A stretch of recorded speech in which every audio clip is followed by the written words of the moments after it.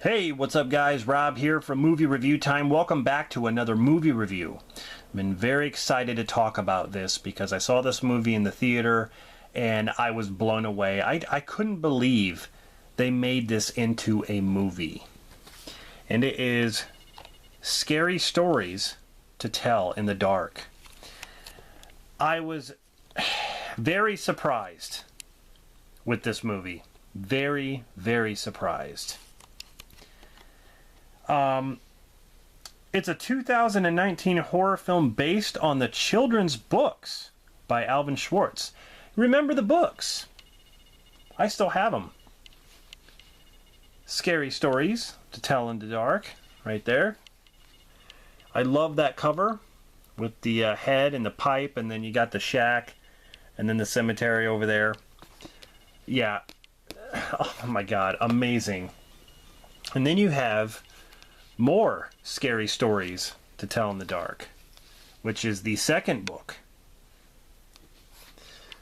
And you have Scary Stories 3, More Tales to Chill Your Bones. So when I was in school and the teacher would be, trying to teach something, I wouldn't even be paying attention. I'd be reading these. That's what I'd be doing. I love the stories. And stay tuned for an upcoming video where I review these books. I'm going to talk about these books. I'm going to talk about the stories and some of my favorites. So that'll be another video. But this movie took stories from all three of those books. There's the Big Toe Corpse story. There's Jangly Man, which is Mitai Dote Walker. Harold the Scarecrow, which is on the cover there. The Paleface Lady. There's so many cool creatures and ghosts and characters. It's produced by Guillermo del Toro. And the story is about a bunch of kids who explore a haunted house. And they find a book of horror stories, which was written by this girl named Sarah Bellows. Now, it's the Bellows family. That's who owned this house. And Sarah was basically kept in a room, and she would write horror stories. But the girl takes the book. Who's part of the kids. She takes the book, and the book starts to write stories by itself, and then the kids start to live what's being written. So let's say the story of Harold is being written. There is a kid that's involved with that story, which is really, really cool. So when the story plays out, they can figure out who's gonna die. It's almost like Final Destination in a way, because then they go by the books. Like when they start reading the story, you can tell who's going to be the next to die. A lot of people didn't really care for the kids, and I actually had no problem. The main girl, which is right there, she did a fantastic job. And there is, I believe that's Sarah Bellows right there, the ghostly figure. But I think the kids did their job. It was fine. I don't think they took away from anything. It kind of had I want to say like a Stranger Things vibe sometimes. But that's the basis of the movie, is the stories start to write themselves, and the kids actually have to survive what's being written.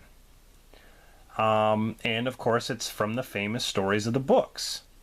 And I mean, look, this looks just like Harold from the actual descriptions and drawings.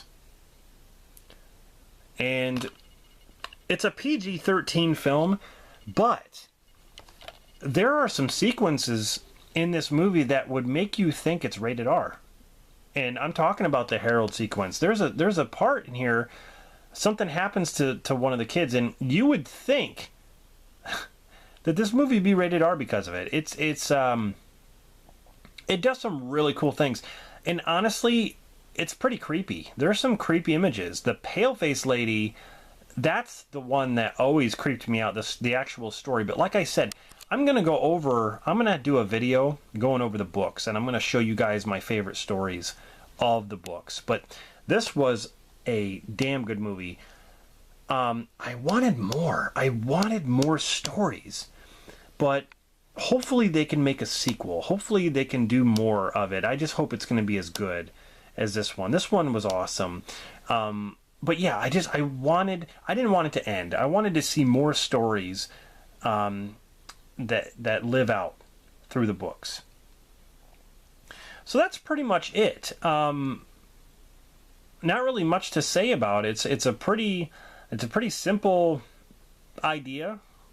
The pacing in the beginning starts off a little slow, and then once they get to the house, then it flies. I mean, you know, they have to kind of, I want to say, work up to the fact that, you know, they're going into this haunted house.